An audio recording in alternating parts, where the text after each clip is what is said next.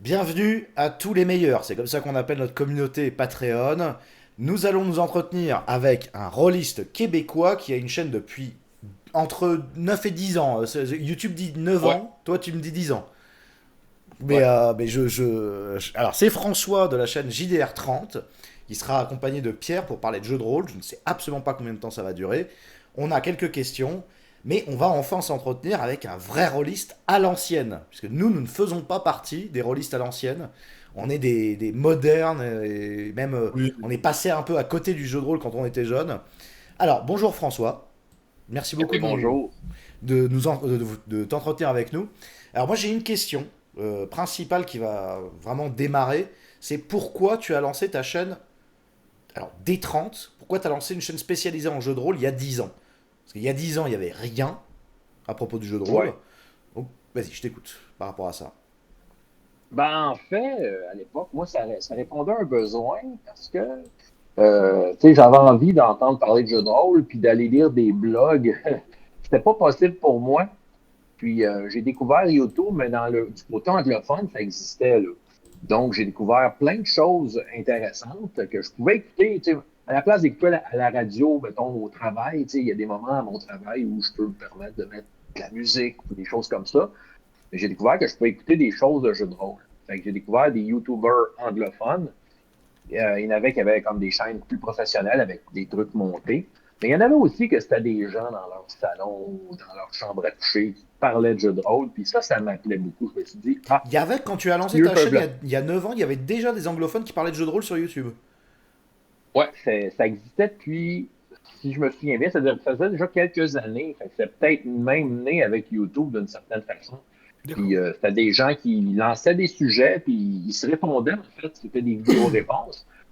Donc, à ce moment-là, c'était très intéressant. Puis, à un moment donné, sérieusement, en fait, il y a une vidéo qui a fait un déclic. Il y a un YouTuber américain, il s'appelle Samwise7. C'est vraiment quelqu'un qui est chez lui, là, tu sais, sans prétention, rien, qui a parlé du burn-out du meneur de jeu. Et j'étais en train d'en vivre un.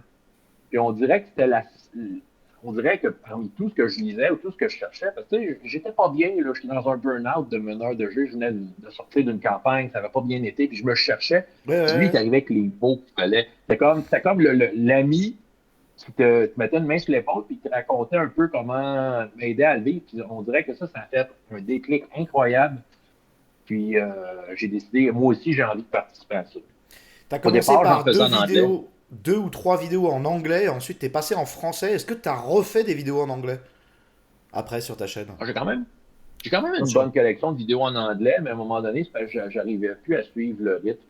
Euh, il C'était est... intéressant si je répondais, mais pour répondre, ça me prenait comme du contenu là, à écouter. Puis à un moment Hmm. donné, ce qui arrive, c'est que moi, je voulais le faire en français parce que ça n'existait pas en français. Ouais, ouais. Puis moi, c'était juste une façon de dire, ah ben, je vais parler de jeu de rôle parce que tu sais, je peux pas nécessairement en parler au travail avec les collègues. Hmm. Tu sais, avec ma conjointe, elle aime bien ça, mais je pense pas que je pourrais faire une conversation avec la profondeur que j'aimerais sur le sujet. Fait que je me suis dit, ben regardez, en anglais, ça se fait. Ça doit exister en français des gens à qui ça intéresse.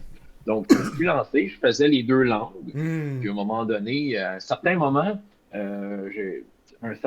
ben là, je voyais que j'étais vraiment seul en français. Je disais aux gens, regardez, là, c'est pas compliqué. Puis, tu sais, il y a des gens qui me suivaient, regarde, si vous aimez ça, c'est parce que ça se peut, là, quelqu'un qui parle dans son sous-sol ou dans sa voiture ou, tu sais, en conduisant, Oui, alors, il pour les gens réfléchit puis qui il n'ont parle pas tout haut. encore découvert JDR-D30, après je vais passer la parole à Pierre parce qu'il allait poser une question, mais pour les gens qui n'ont pas encore découvert JDR-D30, euh, principalement en ce moment, alors nous on a Frédéric Delavier, tu dois pas connaître, mais c'est en France un dessinateur qui dessine des muscles et qui se filme au téléphone portable depuis des années en train de dessiner. Mais bon, c'est un gars qui a vendu des milliers de livres, hein, ce que je veux dire, mais dans le principe, on pourrait dire que tu es le Frédéric Delavier du jeu de rôle qui va te Ouais. renseigner, mais ça va aider nos auditeurs à comprendre. C'est-à-dire que François OK. se filme dans sa voiture en rentrant du travail, c'est ça? Ben, c'est le trajet entre le travail et la maison, hein. Comment? C'est le trajet là, entre Oui, voilà, c'est mon ça, lieu de entre le travail et la travail et la maison, maison. et il se filme et il parle de jeux de rôle dans la voiture, et ensuite il poste la vidéo. Donc il y a quelque chose de très brut, et donc ça s'explique en fait à utiliser YouTube comme un réseau social directement, mais non pas Oui. comme un espace publicitaire. En effet, parce que j'ai rien à vendre. Oui. Alors vas-y, Pierre. Ah non, moi la question c'était tout simplement en fait de savoir, c'est à l'époque où tu as du coup commencé ta chaîne YouTube, tu nous disais il y avait déjà du contenu de jeu de rôle. Moi, Moi je suis déjà étonné, hein. je suis super étonné parce que pour moi j'ai l'impression que tu étais le premier, carrément. Mais en fait c'était du coup Euh, c'était des Américains, t'avais déjà des Français, t'avais d'autres Québécois. ben, c'était surtout américain. Moi, c'était américain et britannique, là. Tu sais, D'accord. puis il y avait vraiment des gens établis, là, des gros noms, là. Je peux te nommer Tetsubo aux États-Unis, qui était très, très écouté. Il y avait Outsider en Angleterre. Pour ne nommer qu'eux, il y avait Gentleman Gamer, qui était très, très versé dans le monde des ténèbres, qui, même Je qu'aujourd'hui, connais pas tellement, du sa tout, hein. chaîne a tellement marché qu'il travaille pour eux. Mais putain, je D'accord. connais pas. D'accord. Alors moi, je suis étonné. On se renseignera dessus parce que ça va être intéressant justement. Moi, je t'explique en France. Quand j'avais 19 ans, moi, j'ai découvert le jeu de rôle donc très tardivement, un peu par hasard, et je m'y suis mis tout seul. Et j'ai jamais trouvé de MJ pour me faire une partie, à part le tout premier. Donc j'ai toujours été MJ par défaut, un peu laissé tout seul en quelque sorte. Et à cette époque-là, j'aurais aimé quand YouTube est né avoir des parties. Et en France, je n'ai jamais trouvé de partie. C'est-à-dire que j'ai passé de mes 19 à mes 28 ans à me demander comment les autres rôlistes jouent. Je n'en savais rien. Moi, je jouais à ma manière, mais je ne savais pas comment les autres jouaient. Genre, j'ai eu deux MJ plus tard, mais seulement deux. Et ce qui est marrant, c'est que nous, c'est avec le Joueur du Grenier, qui est une grosse chaîne, qu'on a découvert le jeu Oui. de rôle en France.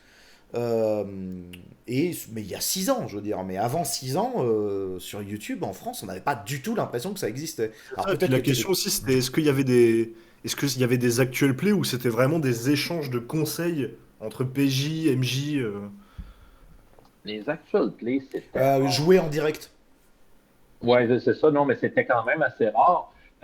Moi, je me souviens, là, à peu près à la même époque où je suis sorti, il y avait une chaîne québécoise qui s'appelait Québec Geek, puis qui se filmait, tout simplement, ils avaient installé une caméra dans leur cuisine, puis ils filmaient, ils faisaient Warhammer des 20. Puis c'est ça, mais c'était un des rares exemples. En anglais, à un moment donné, je dirais, il y a eu une explosion d'actual play quand que Google Hangout C'est ce que j'allais dire. marchait en direct avec YouTube. C'est Ça ça. n'existe plus comme tel, là. Mais il y a un bout de temps que Google Hangout, on allait sur YouTube, on pouvait faire une conversation le temps qu'on voulait. Fait que ça a eu un impact. Puis, il y a eu, quand que c'est sorti, je dirais, je pense en 2014, il y a eu la première, nous autres, on a fait une convention. J'avais participé à une convention qui s'appelait le Brigade Con, mais on n'était pas les seuls. Mais c'était une convention en ligne à travers le monde en anglais, mais on pouvait faire des parties en français. Puis certaines de ces parties-là ont été enregistrées. Mais je dirais que c'est 2014. Moi, avant 2014, Ouais. moi aussi, j'en voyais pas tant que ça Mais des je parties crois, en ligne. Pierre et François, il me semble, parce que si je remonte dans mon esprit, moi, avant de me lancer sur YouTube, genre 2 ans avant, on avait enregistré dans la chambre chez ma mère une partie de jeu de rôle qu'après on avait voulu monter. Et ça avait demandé un matériel énorme, il fallait plusieurs caméras, il fallait le Ouais. logiciel de montage, la lumière, le son, tout était catastrophique, on l'a jamais mis en ligne, le truc c'était ignoble, c'était trop compliqué en fait à gérer.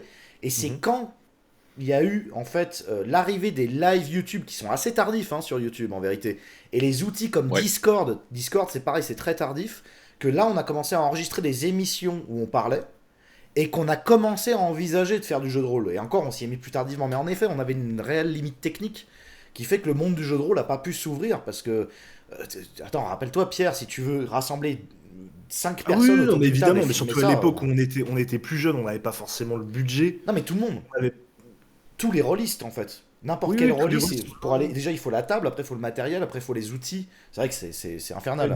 Déjà que c'est compliqué de organiser une partie sur Discord, organiser De avec une rassembler les gens, oui. ah bah déjà, donc alors si c'est pour les filmer, C'est oui, ça, et oui, en plus avec c'est la timidité, compliqué. etc. Ok. Alors du coup, je voulais revenir sur quelque chose, François, que tu as dit. Bon, on va commencer à tirer le fil. Donc toi, tu as été MJ souvent, tu as un groupe d'amis avec qui tu joues depuis très longtemps, c'est ça? En tant que tel, non. Les joueurs avec qui je joue, plutôt des rencontres relativement récentes là, qui datent des dernières années. Ok, donc c'est aléatoire. Et alors, ça dépend des périodes. Et alors, tu me dis que tu avais vécu il y a 10 ans la dépression du rôliste ou le burn-out du rôliste, enfin du Oui, MJ. MJ. Je n'ai jamais entendu oui. parler de ça. Est-ce que tu pourrais développer cette histoire? Parce que mais par contre, ça pourrait peut-être m'évoquer quelque chose, je pense. Ben, le burn-out du meneur de jeu, je pense que c'est quand, en tant que meneur de jeu, souvent, on est très, très emballé par nos projets, on s'en met beaucoup sur les épaules et c'est de voir à quel point que des fois ça ne marche pas, que ça n'a pas plu aux joueurs, que notre projet tombe à l'eau, euh, qu'on a donné beaucoup plus qu'on a reçu et qu'on a fait des déçus. Puis qu'à travers ça, là, on s'en met gros sur les épaules et on se questionne énormément. Euh, c'est très, très dur sur l'ego. Sérieusement, c'est vraiment j'appelle ça une crise d'ego, là, mais c'est autrement dit, là, soudainement, là, l'énergie s'en va, puis on a comme plus le goût de faire du jeu de rôle, ou du moins, juste d'entendre parler de jeu de rôle, ça fait même mal. C'est rendu là, là. Ça prend comme un. Faut comme à un moment donné, tu retrouves Mais ça, un peu tes bases. est-ce que ça viendrait pas? Parce qu'en fait, toi, quand tu parles de préparation de campagne, c'est de la campagne sur plateau, c'est de la campagne. Ça dépendait. Là, à l'époque, ce burn-out-là, si je fais le lien, c'est que je pense qu'il y avait. C'était du Stormbringer Elric, donc c'est basé sur une œuvre de fiction. Donc, moi, c'est sûr, j'étais fan de l'œuvre. C'était pas nécessairement le cas de tous les joueurs. Fait que, Et voilà ça ça. me demandait beaucoup d'énergie pour essayer de ramener les gens qui me suivent dans mon trip, si on veut.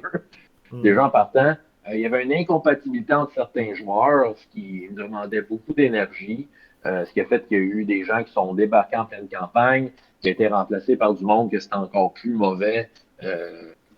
C'est ça, ça a été. Autrement dit, j'avais beaucoup d'attentes, j'avais mis beaucoup de travail là-dessus, mais c'était surtout me préparer mentalement, maîtriser les règles. C'est ça, je m'en étais mis beaucoup sur les épaules, mais à quelque part, à travers ça, j'ai appris, même si ça faisait déjà très, très longtemps que je faisais ce jeu de rôle, on en fait encore de ce genre d'erreur-là, puis C'est marrant parce que j'ai appris beaucoup de cette période. moi, ça me rappelle énormément de choses. Moi, quand j'ai commencé à 19 ans, donc on me fait tester une partie à 18, je crois, ou 17 ans. Après, ça reste dans ma tête. Je tombe sur un jeu de rôle par hasard qui était un peu à l'arrache. Et je propose à mes amis d'essayer, mais en ne comprenant pas les règles. Et une fois que j'ai voulu m'y remettre, impossible de faire en sorte que les gens acceptent de revenir. C'était un enfer. C'est-à-dire qu'ils disaient tout le temps, ils avaient l'air d'avoir pris un plaisir fou. Ils disaient tout le temps oui, on va venir, mais c'était impossible de les avoir ensemble. Et c'est là que j'ai compris qu'il fallait que je devienne flexible. Parce que moi, je me rappelle avoir écrit des scénarios sur des carnets, je commençais à envisager toutes les parties que j'allais faire avec eux, et jamais on n'arrivait à les fixer sur une table, ou sinon on n'avait pas Ouais. Et là, j'ai compris, enfin moi, c'est ce que je me suis dit, que non seulement il fallait limite que je crée mes propres règles, c'est-à-dire que que je, que je modifie les règles au fur et à mesure avec qui je joue, mais surtout, il fallait que j'apprenne à jouer en one-one. Et à l'époque, j'avais jamais entendu parler de ça, mais moi j'ai développé tout un. Là, c'est pour ça que nous on fait 2D6 one-one versus système. C'est vraiment Ouais. baser un système simple pour qu'au moins deux personnes puissent jouer, comme ça il n'y a pas besoin d'attendre, parce qu'il y en a toujours un qui vient pas. Et donc on a commencé à faire des campagnes, mais deux par deux, en fait, on faisait évoluer l'aventure au fur et à mesure. Donc j'ai pas vraiment vécu cette dépression, mais c'est vrai qu'il y a quand même eu un moment où on a fait avancer une campagne et où bah, on a perdu un joueur, deux joueurs, et à la fin on n'était plus que deux. Et c'est vrai que c'est déprimant. Enfin, il y a- c'est vrai que ça casse les attentes en fait, ce truc. Hein. Ben absolument. Ben, en fait, c'est de l'essai et de l'erreur. Hein. Tu sais, le groupe fidèle, c'est quelque chose qui se construit à la longue, puis il peut y avoir des essais, des erreurs. Il y a des techniques pour ça. Des fois, c'est parce qu'arrive, c'est quand on est meneur de jeu, puis on Hmm. a envie d'une campagne, on a envie de quoi d'envergure, puis on commence une table, mais je pense que faut pas avoir des idées de grandeur en Oui. partant. Tu sais, je pense, le truc que j'ai trouvé, c'est une proposition de OK, on fait cette aventure-là, on va prendre 4 ou 5 séances, puis après ça, on verra. Fait que déjà, les gens, c'est beaucoup plus facile pour eux de s'engager pour 4 ou 5 séances que plutôt de dire on s'engage à perpétuité. Tu sais, Mais est-ce Ah, que, est-ce que le c'est- one shot, l'aventure en une soirée n'est pas une résolution? Nous, c'est ce qu'on propose dans notre jeu, Après, ce qu'on moi, propose sur pour YouTube. terminer, j'ai connu un petit peu ça quand j'avais fait la partie avec toi, avec Teddy, Titou et Saroulman.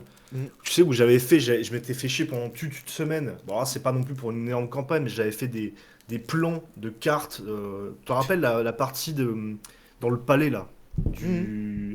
Et en fait, ça a été une déception, parce que le scénar ne marchait pas du tout. J'ai pas du tout réussi à les recroiser, et c'est vrai que ça m'a mis un coup de boost, et j'avais plus envie de jouer, quoi. Oui, Donc, c'est même ça moi, dégoûte. Ouais. Et moi, est-ce que le je comprends. one-shot, est-ce qu'une aventure, est-ce que tu pratiques le one-shot, une seule aventure en une soirée, et Oui. est-ce que c'est une résolution? Est-ce que c'est quelque chose qui aide pour justement sortir un peu de ce blues du MJ? Thématiquement, c'est pas ça que je propose. D'habitude, tu sais, je vais poser de quoi de plus solide. Faut dire qu'aussi, là, et c'est une erreur, je sais à quel joueur m'adresser pour que ça fonctionne. Mais j'en fais des one-shots. Je participe à des conventions et sérieusement, quand même, ça peut être bon parce que à travers des one-shots, ben, c'est là que tu peux découvrir des groupes intéressants. Des fois, c'est là qu'on voit que la sauce prend là, tu sais, avec un certain groupe de joueurs, puis dire, hey, est-ce qu'on fait quoi par après? Là, j'ai pas d'exemple qui me vient en tête pour moi récent, mais mon fils a participé à Festival Draconis, c'est à peu près la seule convention qu'on a au Québec. Là. Puis c'était pour Star Wars. Puis c'est ça. Puis ils ont tellement aimé ça, faire le one-shot, que Mm. un jeu dit hey, vous avez l'air d'une gang sérieuse. Puis C'est ça. ça. Puis en effet, ça fait presque 2 ans, puis ils sont encore ensemble. Là, Mais donc du coup, oui, ça peut. là, tu parles de ton fils, donc en fait, De t'as génération en donné génération. l'envie du jeu de rôle à ton enfant. Et du coup, c'est vrai qu'on peut, on peut même rebondir, parce que c'était une des questions qu'on pouvait te poser sur le jeu de rôle et l'éducation. Oui. Ben, en fait, ben oui. Ben, d'une certaine façon, mes enfants m'ont toujours vu faire du jeu de rôle depuis qu'ils sont nés. J'ai 3 enfants. Donc, tu sais, clairement, ils sont tombés dedans. Tu sais, il y a ma fille qui aime ça, mais elle n'est pas, tu sais, pas fan à fond. Mais s'il y a du Mm. jeu de rôle, elle va vouloir y être. J'ai un de mes fils qui est vraiment mordu, là. Ben, en fait, mes 2 fils. Puis, ouais, ouais, ils autres sont tombés dedans quand ils étaient petits. Pour ce qui est de l'éducation, euh, ben, clairement, ça leur a donné quand même des aptitudes. Puis, à travers ça, il y a des choses à apprendre. Tu sais, moi, je dis toujours que le jeu de rôle, c'est un laboratoire de la vraie vie. Ouais, ça. C'est OK. T'sais, on va tester des choses on ose faire des choses qu'on ne ferait pas dans la vraie vie. Donc, on va se mettre en péril et tout ça. Et nos personnages vont subir les conséquences qui, des fois, ça peut être des jeux fantastiques ou c'est des choses qui n'arriveraient pas dans la vraie vie, mais quand même, il peut y avoir un parallèle à faire avec la vraie vie. Là. Des situations sociales, là, tu t'emmerdes le roi, ben, Oui, donc il va arriver de quoi là? tu dois être d'accord avec nous sur l'idée que le jeu de rôle donne cette impression dans la tête, une fois qu'on a fini d'y jouer, que c'est un souvenir réel.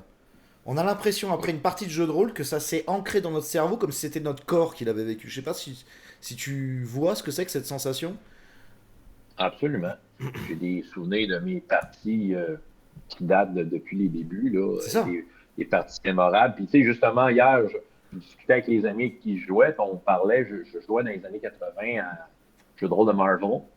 Puis on était tous des vieux rôlistes qui avaient joué à ça, fait qu'on se rappelait des souvenirs, puis on pleurait de rire parce que Oui. tu sais, ça crée des. Tu sais, jeux de super-héros, ça crée des situations complètement ridicules, puis c'est clairement, on était encore là à raconter nos choses comme si Comme on si les ça vivait avait, comme si encore. c'était des vraies histoires. Et justement, alors vas-y, Ouais. on va la faire cette question qui va quand même finir de réellement poser le personnage de François. Comment es-tu tombé dans le jeu de rôle? Vers quel âge? Et pourquoi avoir Ouais. continué? Et avec quel jeu de rôle, évidemment, parce que ça, c'est aussi très intéressant. Pour faire une histoire courte, en fait, moi, j'étais très fan des livres d'On Héros. J'avais 12 ans. C'était à l'époque où il y a vraiment eu une explosion de livres d'On Héros. C'était la grande époque. Fait que je voyais mes amis en lire et moi, je voulais faire pareil. Puis j'ai complètement tombé dedans parce que ça m'appelait. Tu sais, il n'y avait pas tant de jeux vidéo à l'époque. Tu Oui. sais, c'était des Atari, là. Fait que moi, je voulais vivre des aventures et ça me permettait d'avoir cette aventure-là, le sens que le défi, le danger, on ne sait pas ce qui va arriver. Fait que j'étais vraiment un gros fan des livres d'On Héros. Et à la bibliothèque, où est-ce que je travaille maintenant, mais c'est ça, il annonçait une activité livre dont vous êtes les rois. Donc, c'est sûr que je me suis inscrit. Puis, je venais d'avoir 13 ans, puis il avait séparé le groupe entre les 12 ans et moins qui allait écrire un livre dont vous êtes les rois, et les 13 ans et plus qui allaient faire du Donjon et Dragon. J'avais juste Hmm. entendu le nom, je savais pas du tout c'était quoi. Mais je me souviens, le meneur de jeu, il y avait 18 ans à l'époque, puis tu sais, il parlait avec d'autres joueurs qui étaient là, qui avaient déjà joué, ils savaient de quoi il parlait, mais moi, j'étais complètement fasciné. Fait que la fois d'après, on a créé mon personnage. C'était Advanced Dungeons and Dragons, donc la première version avancée qui était. La fiche de personnage était sur 4 pages. Là. Ah oui, Puis, comme la nôtre. Oh, On revient aux origines aussi. Mais moi, je trouve ça incroyable. C'est ça, tu sais, je trouve ça incroyable parce que dans le fond, tu sais, on partait de ma fiche qui avait 3 caractéristiques. Hein, là, il y a des chiffres partout. Puis là, tu sais, c'est là que j'ai vu le meneur de jeu poser une situation, puis dire, OK, je suis pas devant un choix, là, je réponds ce que je veux. Puis moi, rapidement, je me suis dit, OK, là, je veux faire ça. Puis il y avait un des joueurs autour de la table qui dit, tiens, je peux te prêter ça. Il m'avait prêté la fameuse boîte rouge, la version Mold V. On appelle, les techniciens appellent ça la version BX. Je connais pas du Ils ont tout. tous les Donjons et Dragons, là, ouais, c'est ça. Ils ont toutes leurs connotations là, avec le temps. Là. C'est que je savais pas que c'était ça à l'époque, là, mais c'est ça. Puis, tu sais, en partant, j'ai lu ça, j'ai fait des personnages à mes amis. Puis, la partie dans laquelle j'ai été invité à la bibliothèque, ça n'a pas tenu longtemps. 3 séances, ça l'a tombé. Mais moi, j'avais, par la suite, je m'étais acheté ma boîte rouge et je faisais jouer tous les enfants de ma rue. Là. Fait que, clairement, moi, j'étais meneur de jeu. Puis, c'est ça. Ça n'a même pas été. Il y a une grosse communauté, parce que nous, on a un Québécois sur notre Discord qui joue à notre système. Et il paraît qu'au Québec, il y a une grosse communauté de rôlistes, hein, plus qu'en France. J'ai l'impression que plus qu'en France, ouais, quand même. Ouais. Je ne sais pas. Je ne sais pas à quel niveau. C'est sûr que moi, je me tiens surtout, bon, Facebook. Québec Jeux de rôle sur table, là, probablement que c'est toutes les mêmes qui se tiennent un peu partout. Mais les gens se connaissent, puis comme je dis, on a officiellement une grosse convention. Fait que, ceux qui veulent y aller, ben, ils vont efforts de se déplacer. Je sais qu'il y en a quelques-unes qui naissent, mais il y en a une à Montréal. On s'entend, là, grosse convention, là, la plus grosse journée de la convention, là, il y a peut-être 150 personnes dans la salle. Ça n'a rien à voir avec Gen Con ou je sais qu'Octogone, dans votre côté, ça semble être très populaire. Là. Toi qui as été MJ, du coup, alors après, tu as compris que toi, tu étais plus fait pour être maître du jeu que pour être joueur. On pourrait revenir sur cette question. Je pense que c'est parce que tu aimais créer les univers ou gérer les systèmes, etc. C'est vrai qu'il y a créer des groupes aussi. Je sais pas, qu'est-ce qui fait qu'il y a des gens qui préfèrent être MJ et d'autres joueurs. Je pense que c'est la passion du jeu de rôle, déjà. J'imagine. Mais la question que je me pose, est-ce que tu as senti, puisque tu as dû organiser beaucoup de parties, une différence entre la génération rôliste dont tu fais partie, d'avant les jeux vidéo, et celle, ma génération, où on a d'abord beaucoup joué aux jeux vidéo d'aventure, et ensuite on a découvert le jeu de rôle. Parce que moi, personnellement, je ressens, dans la manière dont on a créé le système qu'on a créé, je ressens une envie chez nous de faire un jeu vidéo en jeu de rôle et d'emprunter plus au jeu vidéo qu'au jeu de rôle lui-même. Alors que chez vous, enfin chez ceux qui ont joué à Donjons Dragons à l'époque, on ressent une énergie jeu de rôle, livre, jeu de rôle, roman. Nous, c'est compliqué à expliquer, mais il y a un gars de 50 ans ou de 45 ans qui a joué à notre jeu de rôle, un prof, et qui a dit c'est un jeu de rôle arcade. À quel point notre système rappelle le jeu vidéo, il a eu l'impression de jouer à un jeu vidéo d'arcade en fait. Est-ce que tu as ressenti ça chez certains joueurs ou pas? Ben, en fait, moi je travaille dans des écoles secondaires, c'est l'équivalent du lycée chez vous. Et je fais des animations jeux de rôle. Puis, tu sais, écoute, je sens qu'il y a un besoin que les personnages aient des manœuvres cool à faire. Puis moi, je pense que ça fait penser un peu au mon chat va apparaître. Ben, je pense que ça me fait penser aux jeux vidéo. C'est pour ça que, entre autres, je prends Chroniques oubliées, que je trouve excellent, pour les jeunes, parce que Chroniques oubliées, c'est justement, là, ça vient avec des moves très, très cool. Moi, à mon époque, on n'avait pas ça sur nos personnages. C'était purement l'imagination. On disait ce qu'on voulait faire, puis le meneur de jeu décidait si c'était possible ou pas. C'est encore pareil aujourd'hui, mais c'est juste que il y a de quoi d'un. Je pense qu'il y a un besoin de faire des trucs d'éclat assez rapidement. Parce que c'est ça qu'on voit dans les jeux vidéo. Et attends, parce que là, en fait, il y a Pierre qui est en train de relever quelque chose, parce que parce que nous, on est encore, comme je te dis, on est en réalité assez néophyte dans le monde du jeu de rôle, puisqu'on a peu partagé notre passion avec des vrais rôlistes. On est à côté de la plaque, on joue avec des gens qui n'ont jamais joué à des jeux de rôle, en vérité. Et je commence. Il y a quand même un truc que tu as dû Ouais, identifier. j'ai Pierre. relevé le même truc, je pense. C'est qu'en Vas-y, vas-y. fait, nous, quand on regarde les Français jouer au jeu de rôle, on ne comprend. Genre, joueur du grenier, on n'a pas l'impression de jouer au même jeu. Et moi, je croyais que nous, on jouait à la manière d'un jeu vidéo et que eux jouaient à la manière d'un jeu de rôle chiant, traditionnel. Mais en fait, c'est pas du tout ça parce que là, ce que tu es en train de nous dire, c'est l'inverse. Parce que nous, on joue comme ça. Les comment dire, les skills, les compétences, elles servent à rien dans notre jeu. L'important, c'est ce que le joueur va dire. Il va dire, bon, bah, je suis face à ça, j'ai envie de faire ça. Or, la manière dont jouent les Français en ce moment, c'est s'ils n'ont pas une compétence pour monter à cheval, ils montent pas à cheval. Comme si un jeu vidéo l'empêchait. Et toi, tu me dis qu'à l'époque, vous jouiez en faisant fi des compétences. Ça dépendait du jeu, évidemment. Il y en avait des jeux avec des compétences, là, que c'était très clair, mais je pense qu'il y avait. Il y a des jeux qui étaient très, on pourrait dire, simulationnistes, où est-ce que c'était très défini ce que tu faisais, mais ça, il fallait aimer ça, il fallait aimer le crunch, là, les trucs compliqués. Mais je dirais que, Donjons et Dragons, à l'époque, à part ce que tu savais faire en combat, c'était pas défini vraiment ce qui t'était. Ça se faisait en jouant. Ouais, c'est ça. C'est, ouais, c'est ça. Puis, j'ai vu justement votre partie, puis j'ai vu que justement, il y avait une forme libre là, au niveau de l'interprétation de ce qui se passait. Puis je dirais que c'est ça l'essence du jeu de Bah, rôle, nous, d'abord et avant tout. mais c'est pas. Je vais te dire, je te dis ça parce que c'est assez choquant pour nous. Hein. Ouais, J'avoue que ouais, là, non, mais à mon avis, j'avoue que moi, là, j'ai. parce qu'en fait, nous, on a créé notre jeu de rôle en opposition aux rôlistes français. Parce qu'on n'en peut plus de voir des gens qui.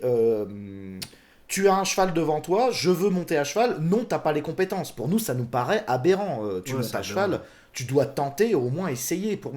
On a l'impression que les rôlistes en France, pour la plupart, essayent de mettre des murs en tant que C'est maître ça, du jeu par exemple, tu sais, devant le joueur. il y a un mec qui va jouer le nain, donc il a son rôle de nain et il peut faire que des trucs de nain. Voilà. Ou il y en a un qui va jouer l'elfe, il peut faire que des trucs Et c'est d'elfe. en opposition à cette mentalité qu'on perçoit chez certains Français qu'on a choisi une voie beaucoup plus libre, punk presque. Et si tu, et là, de ce que tu nous dis, finalement, c'était déjà contenu dans Donjons et Dragons à l'origine, en fait. Gary Gygax, la première version de Donjons et Dragons, là, il y avait à peu près pas de règles là-dedans. Il y avait des règles de combat, mais il le disait, là, le jeu, il le disait dans la première version, le jeu, t'en fais un peu ce que tu veux, ce qui était un peu un concept révolutionnaire, parce que lui, le créateur était issu du Wargame, où Mm. les règles, c'était quand même prévu. Mais là, il s'est dit, non, non, mais il s'est bien aperçu que si tu contrôlais un personnage et que tu décidais ce qu'il faisait, c'était impossible de faire le livre de règles qui allait couvrir tout ce qu'il allait faire. Ce qui fait que c'est au bonheur de jeu d'amener ça.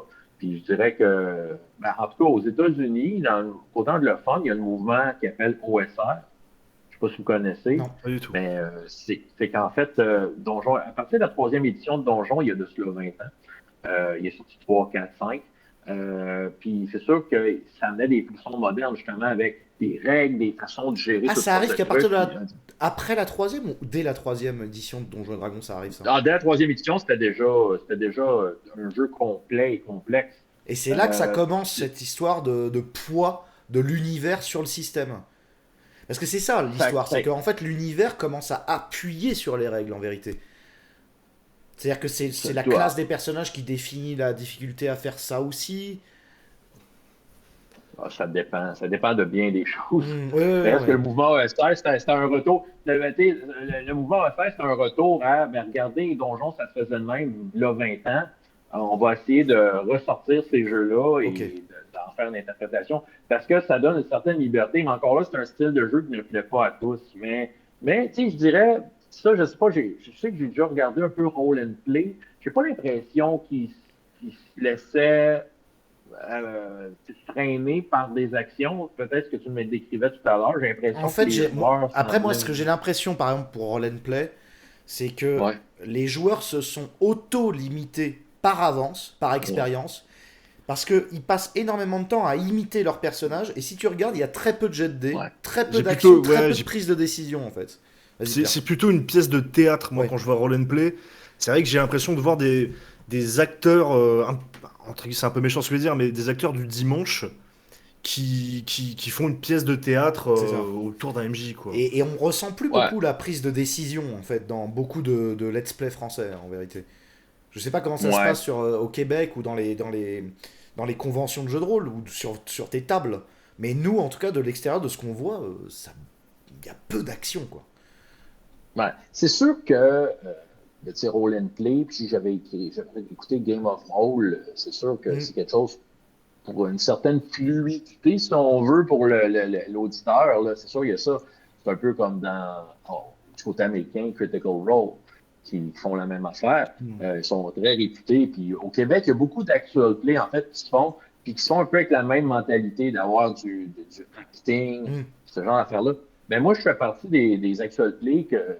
Moi, je pense que c'est important d'avoir des actual play de gens qui ne font que jouer. Puis moi, mes actual plays, ben, tu sais, j'ai pas de montage de rien. On me voit, tu sais, si j'ai le goût de manger des chips, j'ai Eh ben, mange. Tu j'en sais, ai pas tu trouvé sais, de tes actuels plays, c'est sur une chaîne secondaire? les miens, Oui. ben, ils sont sur ma chaîne. Là. Dans le fond, ils apparaissent comme vidéo, comme justement hier, au moment qu'on se parle. Là, c'était le 7e épisode on joue à Uncharted World, qui est un jeu de science-fiction. Puis c'est ça, puis c'est le 7e épisode. Puis moi, je suis joueur dans celle-là. Parce Puis que moi, je en les ai pas fait, même, trouvés, je les ai pas vus sur ta chaîne. Encore tout à l'heure, je les ai cherchés, je me suis dit, c'est bizarre quand même qu'il n'y ait pas d'actuel play. J'en ai jamais vu de toi, des actual play. il faudrait que je te donne le lien, ben, j'en ai Ouais. plusieurs. J'ai 70 épisodes de ce jeu-là, là. Ah oui. True 20. Ouais, Bah, dis donc. ouais, que j'ai fait il y a 2 ans, avec 3 joueurs. Les 3 joueurs ont été très fidèles tout le long. Puis, tu sais, c'était quoi la campagne? C'est que je leur ai donné un objet magique, un peu le principe de l'anneau dans le Seigneur des Anneaux. Je leur ai donné un objet magique. Tiens, il faut faire de quoi avec ça, sinon le monde va s'écrouler. Fait que ça a été 70 épisodes à essayer de trouver son chemin avec cet objet-là dans les mains et toutes les péripéties qui sont venues avec. Ok, bah, on ira découvrir ça. Pierre, sur quel sujet tu aimerais enchaîner? Alors, bah, il y a tellement de sujets parce que c'est vrai que là on est entre Bah, passionnés et puis ouais, vas-y, vas-y. mais là moi j'aimerais savoir toi tu nous parlais tout à l'heure de comment tu as découvert le jeu de rôle et moi j'aimerais savoir en tant qu'individu en tant que quand tu as découvert quand tu étais préadolescent que tu étais adolescent et en tant qu'adulte comment le jeu de rôle t'a accompagné et t'a changé t'a transmuté en quelque sorte qu'est-ce que ça a apporté dans ta vie quel est le plus que ça t'a apporté à ton quotidien. Ouais, par rapport à quelqu'un qui joue pas. Ouais. Euh, ben, à l'âge de 13 ans, quand j'ai découvert ça, je savais soudainement ce que je voulais faire de ma vie. Tu sais, on dirait que des fois, à l'adolescence, on peut se chercher, puis on peut se retrouver dans toutes sortes de choses. Il y en a qui vont se retrouver dans les sports, dans la musique, des choses comme ça. Mais moi, pour moi, c'était comme, ça a vraiment été un focus. Tu sais, voici quelque chose que j'ai envie de faire. Et tu sais, c'était le plaisir de partager, de se retrouver en gang, puis de vivre ces trucs intenses-là. Je pense que c'est ça que ça a apporté l'envie de me rassembler avec des gens. C'est ça. Puis un peu plus tard, la musique est rentrée dans ma vie, mais ça, c'est une autre histoire. Mais malgré la musique, c'était ça. Tu sais, c'était comme moi, le jeu de rôle, même si à l'époque, c'est un peu tabou d'en parler parce que c'était très, très geek. Là. C'est pas comme aujourd'hui où on peut en parler librement, puis tu sais, tout le monde sait de quoi qu'on parle. Hmm. Mais à l'époque, c'était quand même, comme je pourrais dire, une carte d'entrée, un billet d'entrée pour rencontrer des gens parce que tout le monde vivait avec cette espèce de tabou-là.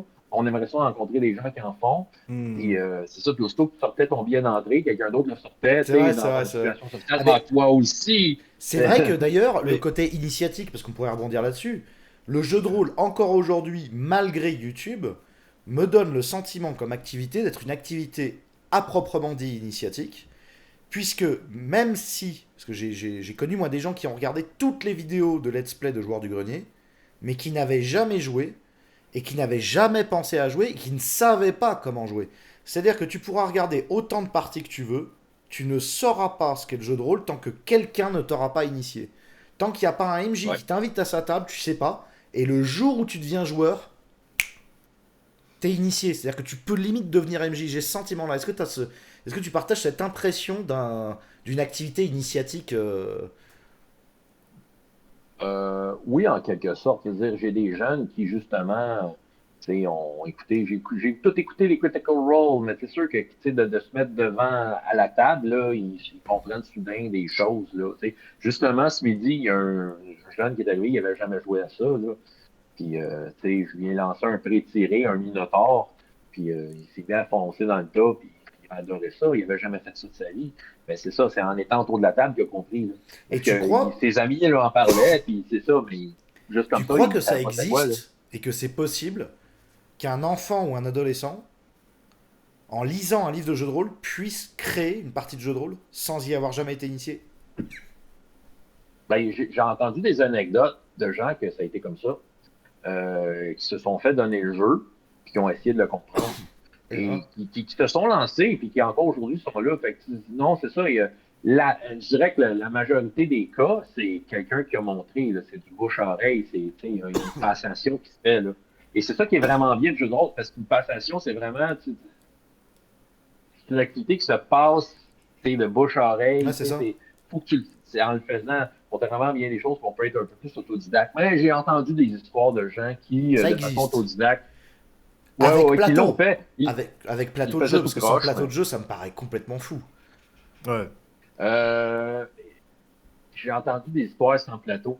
Mais je dis ça, j'arrive pas à me rappeler, mais je sais que je les ai entendus, des histoires sans plateau, où ils s'achetaient HeroQuest, ils comprenaient pas HeroQuest, et ils faisaient un peu n'importe quoi, mais en même temps, d'une certaine façon, c'était leurs premières expériences. Hein. Pierre, je vais te laisser 2 secondes, continuer l'interview, il faut absolument que j'aille chercher de l'eau. Allez, vas-y. Alors, moi je voulais te poser une question, parce que là, du coup, je reviens un petit peu sur ta jeunesse de rôliste. Il paraît, alors je crois que c'était surtout aux États-Unis que ça s'est passé. Alors, je voulais savoir si au Québec c'était pareil. Il paraît qu'à une certaine époque, les rôlistes, c'était mal vu. C'était vraiment la chasse à la sorcière. C'est des satanistes, ils sacrifient des animaux, etc. Est-ce que tu peux nous parler un tout petit peu de cette période? Attends, il y a Teddy qui arrive. Je lui pose la question sur. Oui, j'ai entendu, t'en fais pas. Voilà, ok. Voilà, moi c'est la question que j'aimerais savoir. Toi, comment t'as vécu ça? Est-ce que c'est vrai? Est-ce que t'as des anecdotes là-dessus?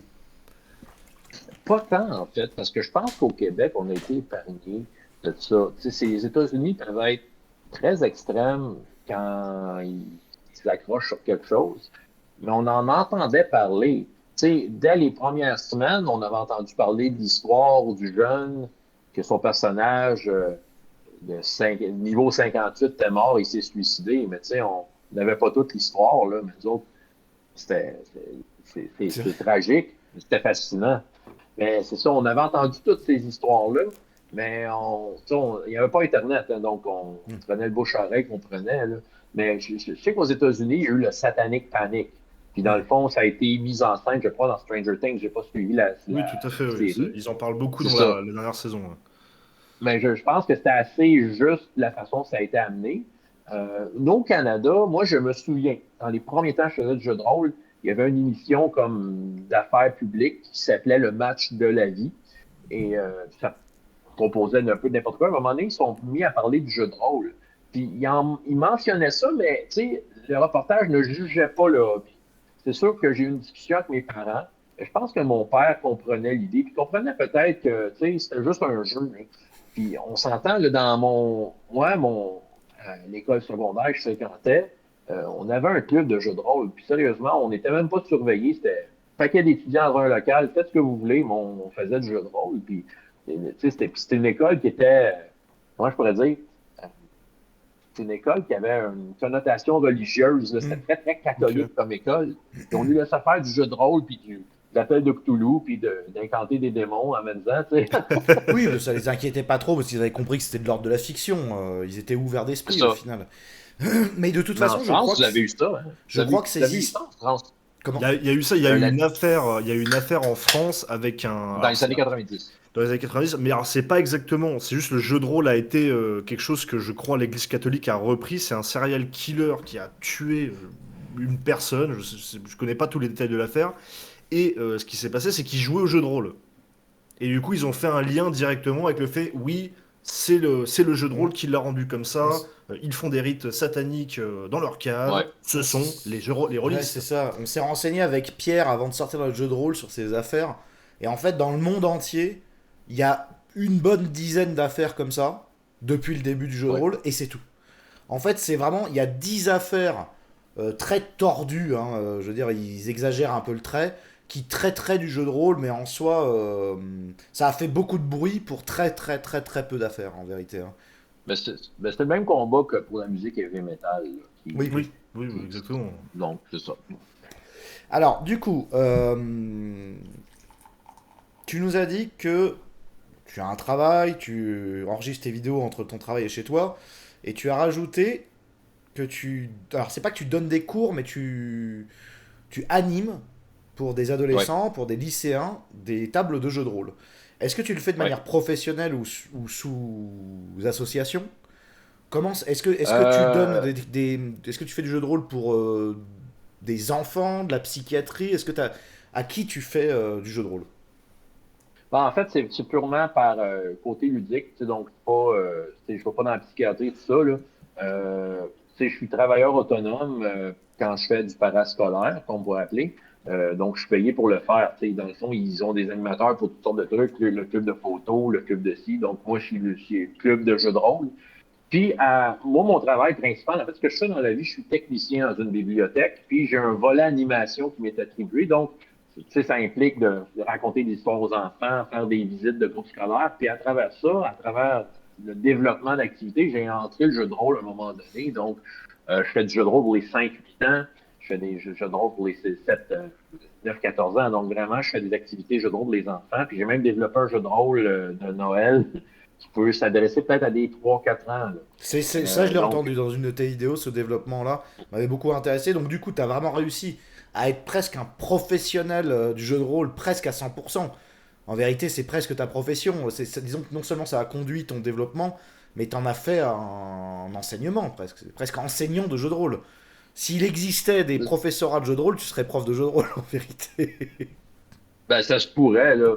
Ça se pourrait. C'est sûr que là, c'est impensable de dire que c'est quelque chose qu'on pourrait faire tout le temps. Quoique je sais qu'il existe des MJ professionnels qui travaillent très fort, mais non, mais disons que ça fait partie intégrante d'un ensemble de choses que je fais. Étant donné que je travaille dans le monde de l'animation, ben, je pense que le jeu de rôle, ça s'insère bien dans une offre d'animation. Que ce soit une animation, que ce soit. Je peux offrir justement des activités où je fais de la musique, puis je fais faire toutes sortes d'activités aux enfants, ou des fois, on va me dire, OK, là, on peut une activité où, pour Ouais, c'est ça. l'imagination, ben voilà, peut-être que le jeu de rôle, ça peut rentrer là.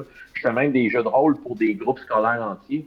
Ils sont 30 enfants, ça dure 1 heure, puis on fait un scénario. Comment tu les Ils sont gères? 30. Comment tu gères des gros groupes? Tu fais plein de petits groupes ou tu les gères tous ensemble? Ben moi, j'ai découvert ça dans un jeu de rôle. Je vais faire la promotion d'un jeu de rôle, là, mais qui s'appelle Sodalitas. C'est un jeu de rôle qui est justement fait pour des situations comme ça, pour gérer des grands groupes. Ben, étant donné qu'ils sont nombreux, ils sont plusieurs sur un personnage. Donc, il n'y a pas vraiment de roleplay, c'est surtout de la prise de décision. Mais ils peuvent être, mettons, mettons, c'est ça, ils peuvent être 4 par personnage.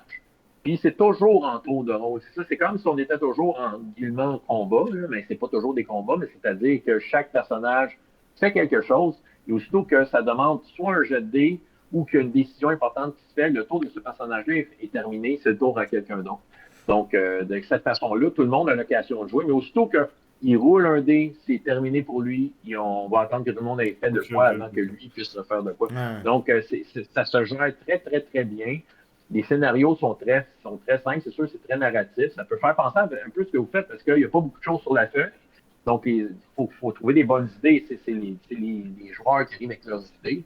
Leurs personnages ont peut-être une ou deux capacités qui les distinguent, mais sinon, en dehors de Ouais, c'est ça, ça. il faut que ça soit simple. C'est d'abord une C'est- expérience en fait, avant ouais, d'être un véritable système d'évolution avec les personnages. c'est Pierre, oui. vrai que nous, c'est ce qu'on avait testé, nous, pour vraiment l'expérience qu'on a pour gérer un grand groupe, c'est on a fait un tournoi. En fait, on avait fait un tournoi sur la chaîne de Teddy. Ça a été la seule manière de gérer un grand groupe. On a géré 50 personnes en une soirée. C'était morbide, hein. Donc, C'était l'équivalent de Battle Royale, hein. Il voilà. passait, il se faisait tuer en un ou deux tours, hein. Après, il y en a qui sont restés jusqu'à la fin, hein. C'était les gagnants. Les plus malins Ouais. sont restés jusqu'à la fin, d'ailleurs du début à la fin, mais c'est vrai que c'était des gros groupes de 5 qu'on faisait passer, et puis s'ils loupaient l'énigme, bam, ils se faisaient... Puis les mecs, la plupart du temps, ne connaissaient pas les règles. C'est-à-dire qu'on devait en plus leur apprendre les règles sur le vif. Enfin, Ils c'était avaient deux génial. minutes pour apprendre les règles, et après c'est parti, on va au turbin. Et moi, du coup, là, tu parles des nouvelles générations, des petits à qui tu enseignes le jeu de rôle. Et moi, c'est une question sur le futur. Qu'est-ce que tu aimerais voir comme changement dans le monde du jeu de rôle, que ce soit au niveau des règles, du lore, une façon Ouais, de qu'est-ce qui manque pratiquer? sur Internet et dans les règles, etc. Ouais, Non, mais après, moi, c'est un peu corollaire à une autre question. Tu parlais Mhm. du. Parce que, excuse-moi, Pierre, je suis obligé de reprendre là-dessus. Parce Vas-y, qu'en vas-y, gros, vas-y. il a parlé d'un jeu qu'il a commencé à développer pour les 3-4 ans. Et est-ce que tu as développé d'autres systèmes de jeu de rôle? Et est-ce que c'est le système de jeu de rôle que tu as développé? Parce que c'est vrai que tu joues beaucoup, tu enseignes, mais est-ce que tu produis du jeu de rôle? Est-ce que tu fabriques des règles? Non, j'en fais pas, non. Je me dis que, tu sais, je me suis déjà essayé. Là, tu sais, à certains moments, j'avais des idées. Mais en tant que tel, je me dis que, tu sais, concepteur de jeu, c'est un métier à part entière. Puis je fais confiance aux gens qui, eux, passent tout leur temps là-dessus et prennent le temps de tester. Donc, je préfère profiter du travail des autres. Euh, puis c'est plutôt de m'en faire ma propre interprétation au final. Oui, tu es plus intéressé par le contact avec les personnes avec qui tu joues et les gens à qui t'enseignent. Oui. Et du coup, là, on peut recouper avec la question de Pierre. Donc, il ne développe pas de jeu. Mais qu'est-ce que tu aimerais voir comme changement dans le monde du jeu de rôle ou dans le système de règles, dans les systèmes de règles que tu vois proposer? Est-ce que tu vois un changement intéressant pour l'avenir? Vous avez entendu parler d'OGL 1.1? Pas Non, du pas du tout. tout. Le monde de Donjons et Dragons, présentement, est en train de s'écrouler au moment où on se parle. Hein? De quoi? C'est génial. Allez voir ça au GL 1.1, il y a Ah, vraiment un je tsunami. crois que quelqu'un nous a envoyé une news à ce sujet à un moment sur Ouais. le Discord. Et apparemment, il y a une polémique en ce moment. L'article était en anglais, j'ai pas tout compris. Mais Ouais, apparemment, il y a une polémique avec Donjons et Dragons qui a lieu actuellement. Pourquoi? Je comprends oui. Et pas. justement, j'aimerais savoir parce que j'ai vu Bah, vas-y, l'article vas-y, vas-y. Parce que tout moi, à j'ai l'heure. pas J'aimerais compris. Je vais savoir. essayer de faire ça, je vais essayer de faire ça court, parce que c'est très complexe comme situation. C'est que Donjons et Dragons, en 2000, a sorti un OGL, Open Game License, une Ah licence oui, ouverte. l'open source, c'est-à-dire le Ouais, système open l'open source. OK, Oui, DevA, d'accord, ouais. ok. Donc, en 2000, ce qui disait Donjons et Dragons, c'est-à-dire vous pouvez reproduire un système c'est-à-dire le document référence des règles et en faire ce que vous voulez et publier vous-même vos livres. Ce qui était une bonne idée à l'époque, c'est sûr que Donjons et Dragons disait prenez nos règles et on ne fera pas de problème. Ce qui a quand même contribué à la popularité de Donjons et Dragons parce que ça allait pas bien Donjons et Bah oui. Dragons quand c'est sorti. Puis ça a pris quand même une certaine pente. Il y a eu des hauts et des bas. Cinquième édition, on est encore là avec un open source, puis tu sais, plein d'éditeurs qui en profitent. C'est sûr que c'est des gens qui font de l'argent avec un système de règles qui leur appartient pas. On le comprend, ça. Mais c'était quand même ça l'entente. Et là, ils ont changé l'entente. La semaine dernière, il faut signer. Ça veut dire que tout ce qui s'est fait en OGL depuis 20 ans risque de disparaître. Ah, Parce qu'ils n'auront plus rétroactivement? le droit. Rétroactivement? Oui. Bah, ils ont pas le droit, c'est pas Genre, possible. genre, tous les bouquins qui sont sortis Ben, avec justement, c'est l'open, ça. Après, tous moi les j'ai envie de te bouquins. dire, excuse-moi François, c'est pas. Mais Bon, c'est vrai ça qu'on veut a dire. tellement vécu contre les rôlistes en France que j'ai envie de dire bien fait pour leur gueule. Parce que on a vu tellement de gens ne, ne faire que prendre le système open source et juste ajouter du sel en mettant du LGBTisme ou du n'importe quoi pour faire de la poudre aux yeux. Alors que Ouais. nous, bon, tu sais, on a sorti notre propre système, mais on n'est pas non plus, tu sais, les gens nous, c'est pas qu'ils nous boycottent, mais ils nous occultent littéralement. Et il y a pas mal de gens qui s'ennuient à essayer de créer vraiment des systèmes, et en fait, personne ne leur fait de promotion. Et j'ai envie de dire quand même, Ouais. Oui, il y a un, oui, il y a un côté un peu, voilà, vous avez voulu créer, enfin certains ont voulu créer des règles sans trop se prendre la tête, et ben désolé les gars, mais voilà le résultat, voilà pourquoi il faut. Ben, il y a deux côtés à cette médaille-là. En effet, tu as raison. En même temps, c'est très, très décevant parce qu'il y a des compagnies qui, tu sais, parmi leurs produits, faisaient des trucs pour pouvoir survivre financièrement. Ils faisaient des trucs en utilisant Donjons et Dragons. Mais en même temps, à côté, ils avaient leurs propres trucs. C'est sûr qu'ils peuvent dire, OK, bon, on laisse faire Donjons et Dragons parce que c'est trop de problèmes, parce que Wizards of the Coast va vouloir avoir des sous sur nos affaires. Mais ça ne veut pas dire que notre truc va marcher. Ça Parce va que les donner gens vont quand enfin même du aller travail vers. aux game designers. Les game designers vont enfin avoir du travail, ils vont être contactés par la maison d'édition pour créer des vrais systèmes de règles et pas pour faire un copier-coller d'un truc qui existe. Enfin, on va. Ouais. Mais reste que, tu sais, pour le bon qui va en sortir, il va y avoir quand même du mauvais. Il va y avoir quand même, tu sais, on s'entend, on est en train de vivre Et j'ai jamais vu ça, là. Toute ma vie de rôliste. La dernière semaine, c'est une des plus troublantes du monde du jeu de rôle. Parce que Donjons et Dragons a décidé, non, toutes vous autres, vous me donnez notre argent. C'est vrai que c'est fou. C'est vrai que c'est vrai C'est que c'est vrai que dingue. c'est une technique, je vais pas C'est dire mafieux un l'insulte, peu, mais... hein. C'est je te donne un peu d'alcool, tu t'y habitues, puis hop, je te le retire, et puis va falloir payer plus Et cher, après, quoi. tu trembles, tu trembles. Ben, c'est ça, tu sais, tu fais l'alcool, il y a quelqu'un qui a fait, il y a une chaîne Vieux Geek, je sais pas si tu connais, là, Non. qui a fait exactement la même parallèle avec la drogue. Oui, c'est ça. C'est-à-dire on est le dealer, tu sais, puis on est le dealer qu'on t'a donné, pendant 20 ans, on t'a donné un petit peu ton shoot, puis là, maintenant, paye. Tu sais. N'empêche que pour nous, on sort notre jeu de rôle en février, c'est bon signe qu'il y ait des turbulences qui vont peut-être faire en sorte que les joueurs vont s'intéresser à d'autres types de systèmes. Moi, de mon côté. Ben, juste, J'avoue ben, que oui, moi, je suis justement, content aussi, mais... bon. ben, pour répondre à la question, qu'est-ce que j'aimerais voir comme changement, ce serait justement, je ne sais pas de quelle façon ça peut se faire, mais c'est de faire en sorte de démocratiser le jeu de rôle et que Donjons et Dragons deviennent un parmi tant d'autres, mais que ce soit clair. Malheureusement, Donjons et Dragons est le nom le plus connu, c'est la porte d'entrée de bien des gens. Euh, tu peux comprendre un vendeur qui a son magasin, il veut vendre des produits, s'il fait rentrer des jeux de rôle obscurs qu'il ne vend pas, veut dire, pour lui, c'est des pertes de revenus. Mais ça serait que dans la culture, que Donjons et Dragons soit un jeu de rôle parmi tant d'autres. Que, puis c'est ça qui arrive, parce que eux, justement, avec ce qu'ils font là, soudainement, en donnant accès à plein d'autres éditeurs, c'est que Donjons et Dragons et la variété qu'ils peuvent produire avec, qui était toutes là en même temps, maintenant, la majorité de ça risque de disparaître. Et Donjons et Dragons va être le seul et l'unique truc. Et ils vont quand même rester la porte d'entrée parce que dans la tête des gens, Bah, de c'est toute façon, Donjons et avec toute Dragons. la pub qu'ils ont faite et tout l'investissement dans les publicités, les films, etc., ça n'a pas servi à rien, ça sert à marquer les esprits, de manière à ce que quand on veuille s'intéresser au jeu de rôle, on pense Donjons et Dragons. Ça, ils ont bien joué leur coup hein, là-dessus. Et moi, Maintenant, j'aimerais... Ben, c'est ça. Ouais, vas-y, vas-y, ouais, vas-y. bah, j'ai vu hein, que tu allais parler de l'autre question, mais Non, avant, non, mais... mince, j'ai perdu le fil.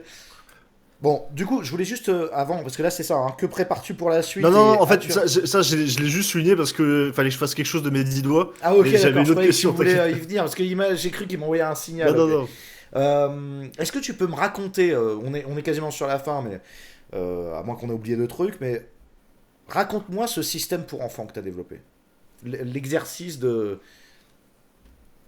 en fait, d'adaptation d'un système. ouais. Je fais beaucoup d'animation avec les enfants, raconter des histoires, tout ça. Ce que je voulais, c'était créer un système pour interagir avec un groupe. Donc, j'appellerais ça, c'est un système de prise de décision. Tout simplement, c'est que je raconte une histoire au départ. Tu sais, je fais une mise en situation.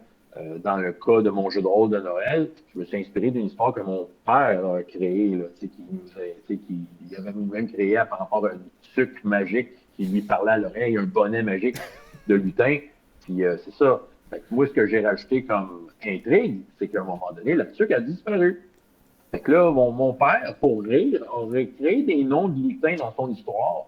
Puis c'est des noms qui n'ont pas de sens. Là. Hmm. Je vais te les dire. Là, c'est Zut, Risbonne, Joy Befrac, Tralala, Donden Point. Là.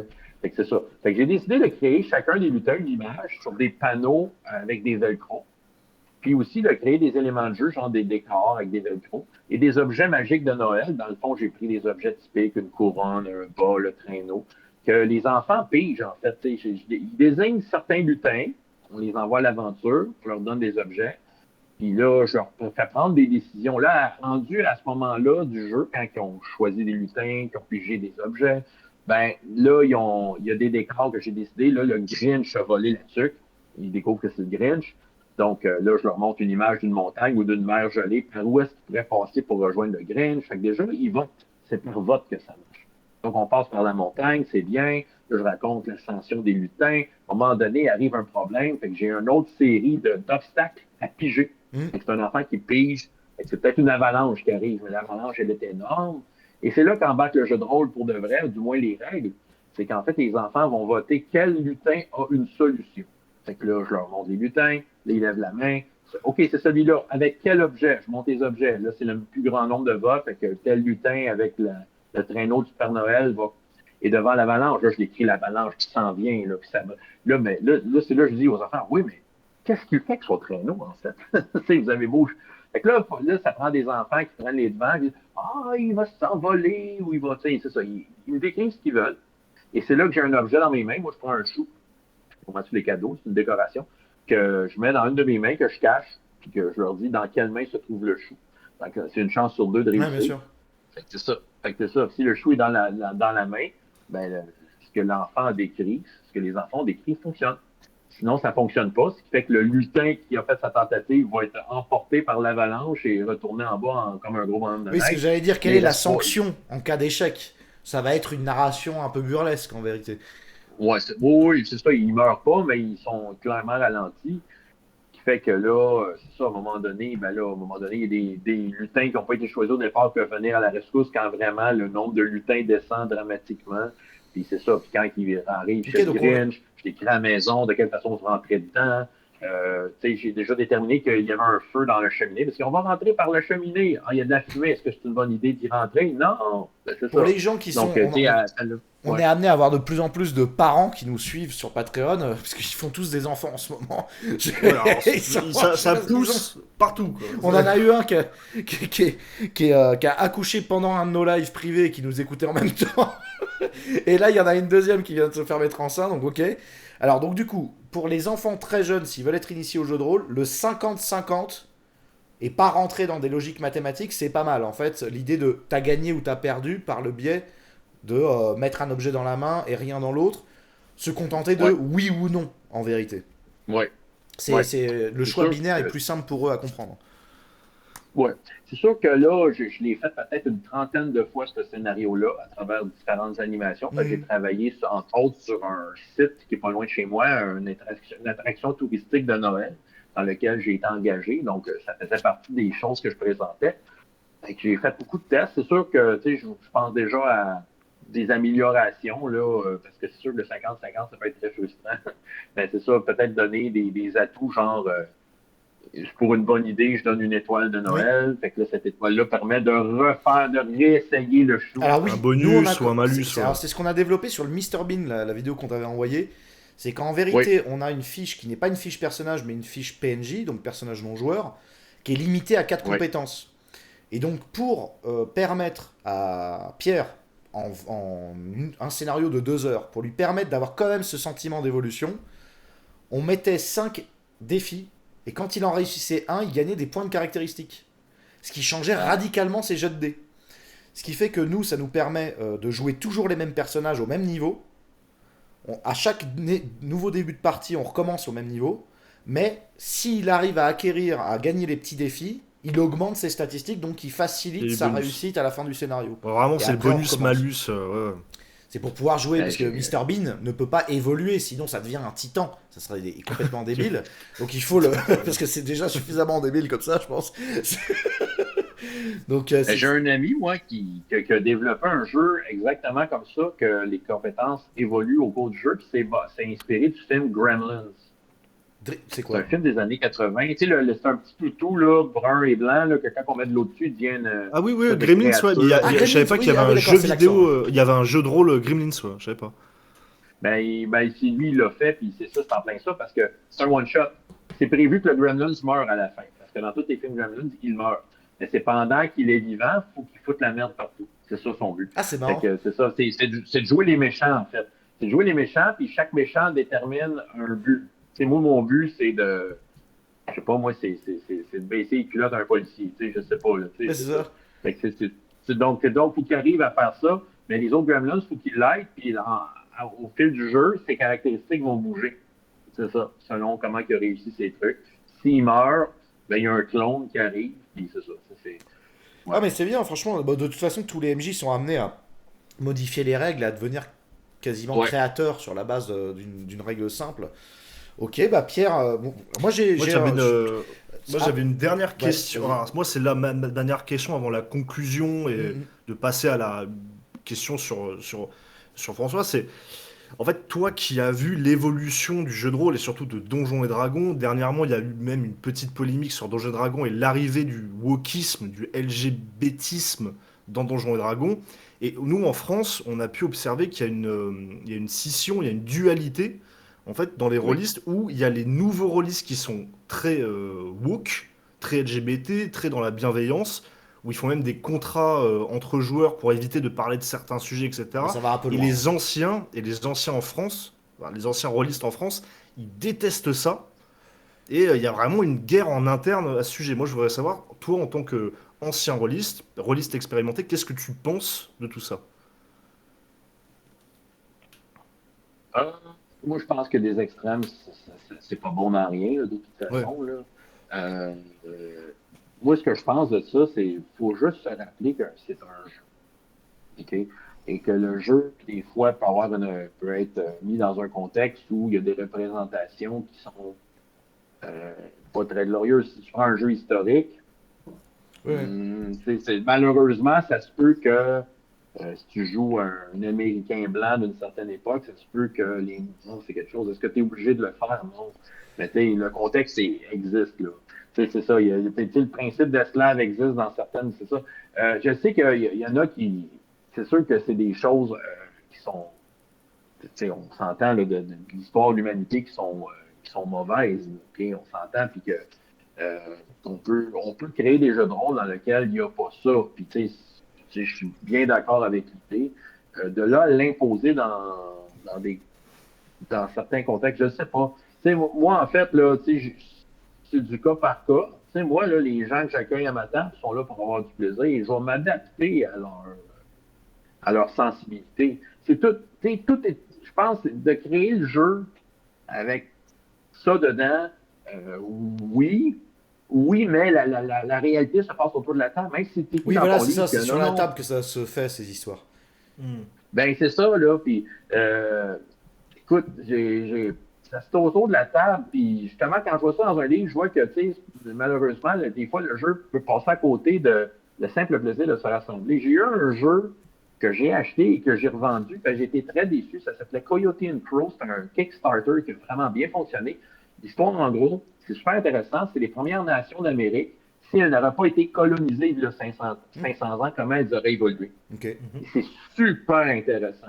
Et l'équipe qui a travaillé là-dessus, ce n'est que des gens des Premières Nations du Canada et des États-Unis. Moi, je trouvais l'idée géniale. Moi, c'est sûr que nous, tu sais, les gens des Premières Nations, on en connaît tous un peu. Tu sais, clairement, tout le monde au Québec a du sang indien, comme on dit. Ouais. Donc, clairement, d'une façon ou d'une autre, ça peut nous toucher. On a vécu nos trucs avec eux. Fait que moi, je me dis, ah oui, c'est une super bonne idée, mais quand je me suis mis à lire le livre, il t'imposait une façon de jouer ça. Tu sais, il dit, si toi-même, t'es pas issu d'une Première Nation, telle règle, applique-la pas, mais voyons. Tu sais, moi, quand j'ai lu ça, je me suis dit, puis il y avait d'autres problèmes là, dans le livre, mais je me suis dit, tu sais, finalement, tu sais, je pense que le jeu passe à côté de quelque chose parce que dans le réel, ça se passera pas comme ça. Tu sais, les joueurs vont faire bien ce qu'ils veulent. Là, Oui, tu ils font sais. ce qu'ils veulent. Oui. Ouais. Ils font ce qu'ils De toute veulent, façon, puis tu sais, la seule limite, c'est les autres. C'est le ça. Fait problème, que, c'est tu sais, juste si que on... là, la politique essaie de s'infiltrer à travers le jeu et le culturel.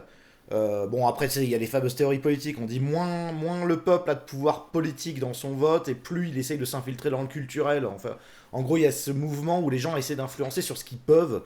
Et pour les groupes extrêmes, lorsqu'ils investissent leur temps et leur énergie dans des jeux, en fait, c'est vraiment très important pour eux. Et la preuve, ça marche un peu, puisqu'ils arrivent à imposer, en tout cas en France, un peu une peur. C'est-à-dire que n'importe quel groupe, hein, mais c'est vrai qu'il y a une. Les gens commencent à s'auto-censurer avant même de connaître les règles. Bon, bah, mais c'est comme des. Ils brandissent des. Ouais. Mais bon. En tout cas, Euh, ce qui est sûr, c'est que c'est pas ben, comme regarde, ça qu'on va aller vers le. C'est pas en se posant la question sans arrêt de ce qu'il faut pas faire qu'on va aller vers la popularisation du jeu de rôle. Moi, je voulais juste te dire ça, justement, c'est qu'en fait, le jeu de rôle, et c'est ça, moi, je voulais conclure un peu par ça et avoir ton avis là-dessus. Toi qui parles de jeu de rôle depuis 10 ans sur YouTube, donc qui est l'un des premiers francophones. ouais. Moi, j'ai l'impression, et je suis sur les fesses de voir ça, plus il y a de jeux de rôle sur YouTube, moins les gens semblent jouer. Moi, c'est l'impression que j'ai, je suis pas sûr de moi, mais moi, des échos que j'ai eus, plus les gens regardent du jeu de rôle, plus ils en regardent, mais ils y jouent pas. Ça ne crée pas d'aspiration, en fait. j'avoue que je suis pas très au fait de ça, parce que j'ai toujours été été actif. Hmm. Donc, c'est sûr que, je veux dire, je suis entouré de gens qui le sont aussi. Donc, c'est sûr que je connais pas, sérieusement, je connais pas personne qui écoute des actualités, du moins, et qui ne joue pas autant. C'est ça. De mon point de vue, c'est ça. Il y a des gens qui sont très, très consommateurs d'actualités, mais ceux que je connais jouent aussi. Là. Donc, Mais, mais parce que moi ben, j'ai comme je cette sais pas, impression que plus les gens jouent au jeu de rôle sur YouTube, plus ils doivent mettre de la mise en scène pour attirer à eux des gens. Donc en fait, ça devient ouais. des spectacles, en fait, ça devient plus. Il y a pas ce côté didactique, il y a pas ce. Enfin, moi j'ai pas l'impression que ça ouvre des Oui, vocations. on a vu par exemple, là, je rejoins ton exemple, Teddy, c'est qu'on avait vu une vidéo sur Donjons et Dragons qui avait payé un événement à Paris, Au Grand Rex, le plus grand au Grand Rex, donc le plus grand cinéma de Paris, et c'était avec tous les influenceurs, les Twitchers, les streamers joueur du qui grenier, jouaient, etc. joueurs de grenier, etc., qui jouaient au jeu de rôle, mais dans une assemblée, et il y avait du coup des spectateurs qui arrivaient, mais et Donjons et Dragons venait pour faire de la promo, il leur tendait le livre, un pack offert Donjons et Dragons, Il refusait. avec la totale édition, et le mec disait: Ah non, mais moi je m'en fiche du jeu de rôle, je suis là pour aller voir juste Joueur du grenier. mes Twitchers préférés, quoi. Et en fait, ils refusaient le livre. C'est-à-dire que pour eux, ils étaient venus voir un événement populaire, mais pas du tout. Le thème jeu de rôle était devenu complètement facultatif. Ils voulaient même pas les livres. Et c'est vrai que enfin, moi, ça me fascine. C'est-à-dire que j'ai l'impression qu'on. Enfin, c'est pas qu'on recule, c'est que, quels que soient les efforts des rôlistes, on reste toujours 1% de la population, quoi. C'est incroyable, ce truc. Oui, ben, en fait, ça prendrait plus de meneurs de jeu. Mais souvent, se lancer, c'est un peu effrayant parce que souvent, les gens qui rentrent dans le jeu de rôle et qui n'ont jamais fait ça, je veux dire, leur référentiel pour apprendre un jeu, c'est les jeux de société qu'ils ont à la Hmm. maison, c'est le livret de règles, le feuillet de Monopoly. Ben, quand ils se retrouvent avec ça, Oui, c'est vrai. c'est de leur dire que non, non, ben, il y a 10 pages là-dedans qui sont importantes, tu sais, ils croient pas.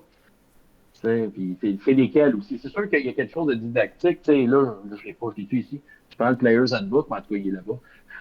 Mais c'est ça, tu prends le Player's Handbook, c'est pas tout le monde qui. C'est pas clair à savoir quand tu n'as jamais vu ça. OK, ben c'est important, ça ne l'est pas non plus. C'est ça, et ben, peut-être. Je pense que les jeux de rôle, ben, il y en a qui le font, mais justement, ne sont pas connus. Il y a des jeux de rôle qui te prennent vraiment par la main et qui vont te montrer que c'est bien, sauf que Donjons et Dragons. C'est des gros livres.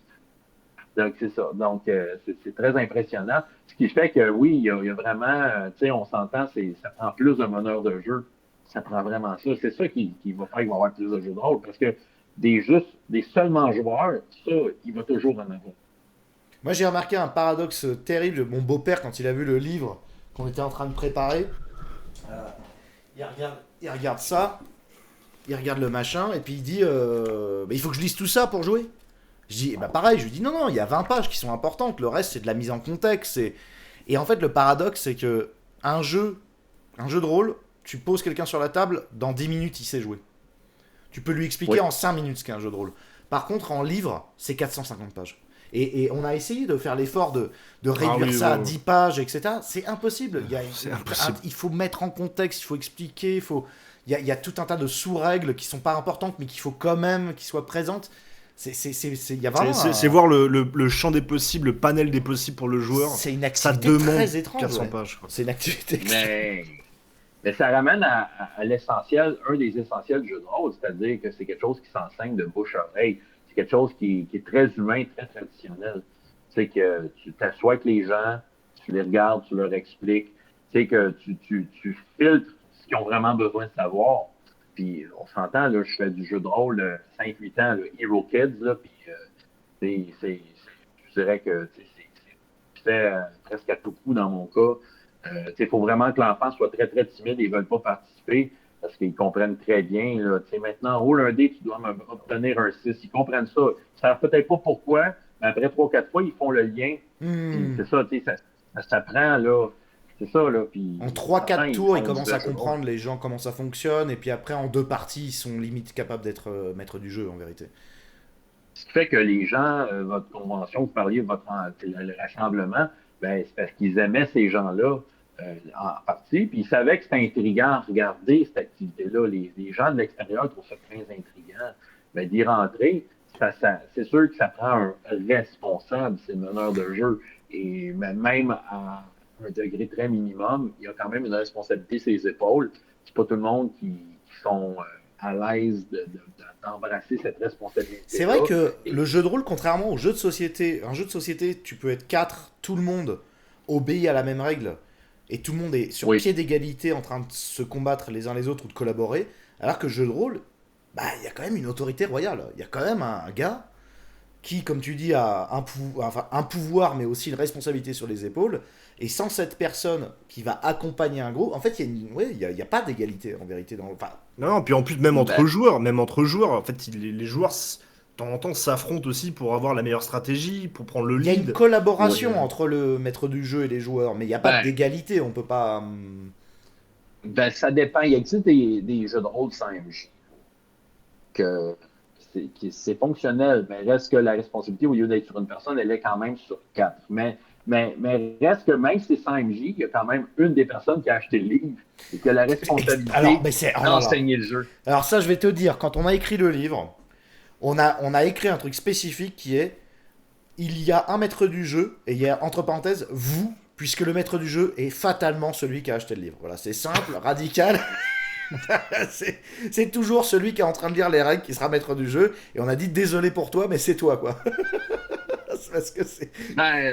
Moi, je suis le genre de joueur qui va acheter les livres et il va les lire parce que j'ai envie d'être Oui. le meilleur ami du meneur de jeu, parce que je suis conscient de cette responsabilité-là. Hmm. Comme présentement, Uncharted Worlds, ben, je l'ai acheté, je l'ai lu au complet parce que ça me tentait. Ouais. Tu sais, il y a des. Ouais, c'est ça. Puis tu sais, j'aime être le joueur qui, quand le meneur de jeu se trompe chercher, dit, ah, je sais, je la connais, cette règle-là.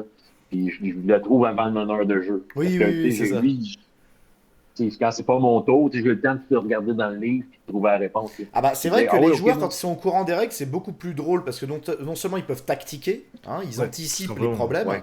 mais en plus ça fluidifie à fond les jets de dés, etc. Hein. Ah, ben, j'ai une anecdote comme ça, comme un de jeu. C'est un jeu de rôle que je connaissais mieux que lui. Il voulait nous le faire jouer, puis il nous a mis devant comme 8 zombies. Et, tu sais, c'est pas les mêmes zombies qu'à Donjons et Dragons, là. Moi, j'ai dit aux joueurs, OK, je suis sorti de mon personnage, j'ai dit aux autres, moi, je connais les mathématiques derrière ça. On perd ce combat.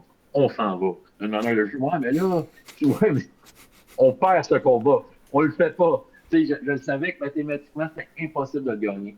Tu sais, puis c'est sûr que je voulais pas briser son plaisir, mais en même temps, je sais qu'on se serait fait démolir, là, tu sais.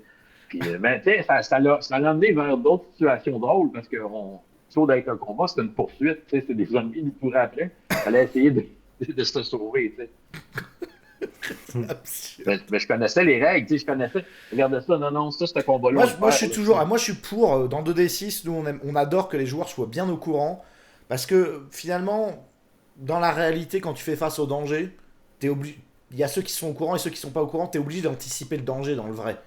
Quand t'es Ouais, dans une ouais. situation de danger, t'es bien obligé de calculer les risques. Donc c'est un peu pareil. C'est pas grave que les joueurs connaissent les règles. Parce qu'il y a des MJ qui aiment bien que les joueurs ne connaissent rien aux règles pour pouvoir les surprendre. Mais en fait, ça fait partie Ouais. Ouais, mais de la après, oui, vie aussi. c'est la peur de l'improvisation souvent qui mène Ouais, à ça. beaucoup la peur de l'improvisation. Alors, du coup, Pierre, je te laisse un dernier sujet si tu veux, et après, on propose la conclusion à François. Moi, pour ce qui est des questions qu'on avait Bah, on a tout prévues, abordé. je crois qu'on a tout abordé. Moi, j'ai pas de questions. En fait, si, peut-être, qu'est-ce que toi, pour ta chaîne, tu prépares par la suite? Hmm. Est-ce que tu vas continuer ton format de questions-réponses avec tes spectateurs? Est-ce que tu as prévu d'autres choses? Est-ce que tu as des projets sur lesquels tu aimerais parler? Non, j'ai vraiment pas de projet là, autre que ce que je fais déjà. Je trouve que ça fonctionne très bien. Ça répond à mon besoin. Ça répond apparemment ça fait plaisir à des gens. Je pense que, tu sais, on s'entend, ça prend de tout sur YouTube. Puis je pense que YouTube, tu sais, est une plateforme incroyable qui permet à monsieur, madame, tout le monde de partager des Hmm. passions sans, sans avoir l'impression que ce soit comme la télé, là. Tout, veut dire, je trouve ça bien que tous les formats aient à leur place, là, tu sais. Puis, il y en a pour tous les goûts, il y en a pour toutes les attentes. Et tu sais, je cherche pas à tout prix à augmenter mon nombre d'abonnés, là. Moi, mon but, d'extérioriser ma passion et de savoir qu'il y a des oreilles intéressantes dans le fond, Ouais, c'est tout ça. simplement. Et ça fonctionne, ça fait son taf. Là, on est en train de discuter à deux bouts du monde. Je suis même pas en France, moi. Ouais, Donc il y a un en France, un dans un autre pays, un au Québec. Et on arrive à se rassembler sur une passion parce qu'on parle du même sujet. C'est vrai que c'est formidable pour ça. YouTube, ça a cassé la verticalité de la télévision où on n'avait aucune interaction avec la personne qu'on était en train de regarder, quoi. ouais, C'était absolument. et où on choisissait même pas les programmes en vérité. Donc Ah non, non, pas du Ben, tout. c'est ça. Ben, je veux dire, sans YouTube, peut-être par une autre façon, je serais arrivé, mais je peux pas, c'est ça, je peux pas parler autant avec mes collègues de travail, même si ça les intéresse. Ben, en fait, j'ai un collègue de travail qui est très, très rôliste. Fait que je suis très content quand on se croise dans le couloir, on en parle. Mais sinon, quand j'ai pas affaire à lui, là, faut que je travaille, là. c'est ça. Alors du coup, François, c'était un plaisir de te recevoir. Je vais te donner le mot de la fin. Est-ce Ben que tu oui. souhaiterais dire quelque chose à nos Patreonneurs ou est-ce que tu voudrais conclure d'une certaine manière? Qu'est-ce que je pourrais dire? Ben, qu'est-ce que je pourrais dire? Bah, par exemple, un sujet qu'on aurait oublié d'aborder, que tu voulais aborder pour les. Alors, je t'explique, je te donne un contexte, peut-être que ça va t'aider à leur adresser un Oui, message. Là, nos Patreonneurs sont une centaine et principalement, ils viennent de se mettre au jeu de rôle. Il y a très peu de personnes qui ont joué au jeu de rôle avant de nous connaître et on les a mis très récemment au jeu de rôle, donc ils sont en train de découvrir cet univers de jeu de rôle. Ils connaissent pour l'instant souvent que le nôtre, mais s'ils ouais. te regardent, c'est qu'ils sont curieux d'en savoir plus sur ce monde. Alors, c'est des nouveaux, quoi. Il faut. OK. Ben, moi, je vous dirais, écoutez, faut pas avoir peur. Faut pas avoir peur de l'erreur. Je pense que soyez à l'écoute de vos joueurs. C'est tout ce qu'il y a à faire. Soyez à l'écoute et les joueurs, soyez attentifs. C'est un jeu de communication, OK? Oui, c'est vrai, totalement. Il faut enlever l'anxiété des règles et tout ça. Là.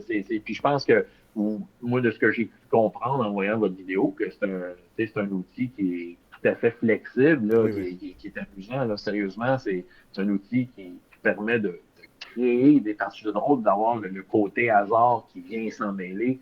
Moi, je pense que faut juste pas avoir peur, c'est ça.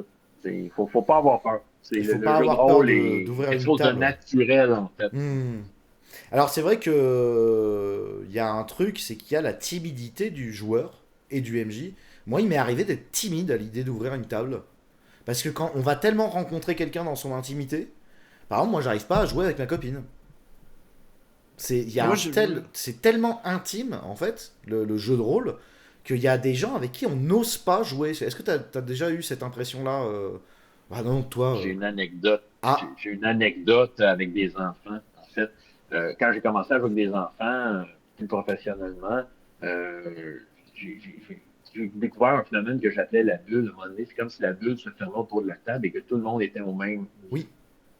Et des enfants de 8 ans qui font du jeu de rôle avec toi, puis que tu t'aperçois que là, ils sont au même niveau que toi, là, puis ils apportent des choses de façon très, très sérieuse Hmm. qui te bouleverse, tu sais, OK, tu t'attendais pas à ça, là.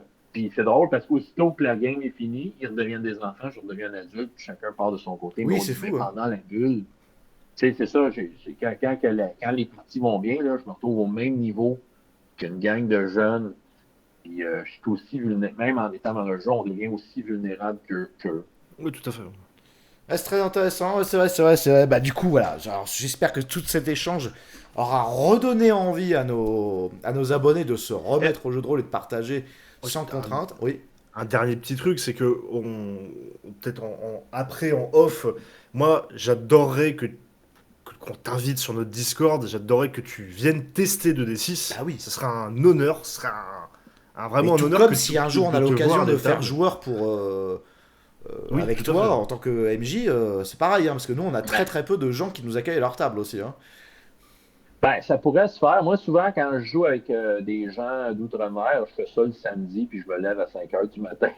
Parce que c'est juste par obligation familiale. Là. Parce que c'est ça, parce qu'après ça, parce que dans la semaine, comme tu sais, là j'ai fait un spécial, j'ai pris congé, puis en fait, j'ai passé ça sur le dos de ma voiture, là, fait que ma patronne a dit OK. Mais il faut que j'aille la chercher d'ailleurs. Mais non, mais ça pourrait. Tu sais, c'est pas impossible. Je pourrais, tu sais, pour des séances uniques, je pourrais vous inviter. Sinon, il y a un festival au Québec qui est en ligne, qui s'en vient le 3, 4 et 5 mars Ah prochain, bon? qui s'appelle le Festival Draconis. C'est le fameux, la seule convention au Québec, mais il y a la version virtuelle. Ah d'accord. Donc, il y a des plages horaires européennes qui sont ouvertes. Donc, moi, je vais être Ah. meneur de jeu-là. Vous pourriez présenter votre jeu-là, sérieusement. Et on pourrait venir avec La Simon plus- Savon, le Québécois, pour bien montrer. Regardez, On représente on- au Québec. Ben, il y a des. Ben, en fait, ça rassemble la francophonie, ce Draconis. Parce que là, il y a la version en présence, que là, c'est des Québécois. Mais ils font 3, 4 et 5 mars, puis c'est gratuit. C'est une convention qui est gratuite. Fait que vous pourriez. Je pense que la soumission des parties est encore ouverte. Là. Ils ont jusqu'au 23 janvier pour soumettre des parties. Après ça, vous pourriez présenter votre jeu. Puis c'est très, très sympathique comme festival. Puis c'est ça, c'est une occasion pour moi de jouer avec des Européens que j'ai pas toujours l'occasion. Ça, c'est Donc, super, c'est une C'est une super initiative, info ça. là. On a noté, on va voir si on Ouais. s'inscrit cette année ou l'année prochaine, du coup, en fonction de la Ouais, sortie quoi. de notre bouquin. Ok. Mais ouais, en effet, intéressant. J'envoie le lien au cas où, puis bon, on fait ça dans le spatial. Je l'ai envoyé à Pierre, en fait. Parfait. Super. Bon, du coup, je te Je vais remercie énormément, François, d'avoir participé à l'entretien sur 20. C'était un plaisir. C'était un plaisir, Ça me fait plaisir. vachement bien. Évidemment qu'on aurait pu en faire pendant des heures et des heures, mais voilà, Ouais. c'est chacun. Chacun doit bosser. Donc je te remercie beaucoup. J'invite nos abonnés à s'intéresser à la chaîne de D30. Alors, comment ça JDR s'appelle exactement? D30. C'est JDR JDR D30. JDR D30. JDR D30. Et à découvrir les informations que tu partages sur ta chaîne. Je te remercie beaucoup, François. À la Et prochaine, merci tout à le vous. monde. Amusez-vous bien. Salut À la prochaine. François.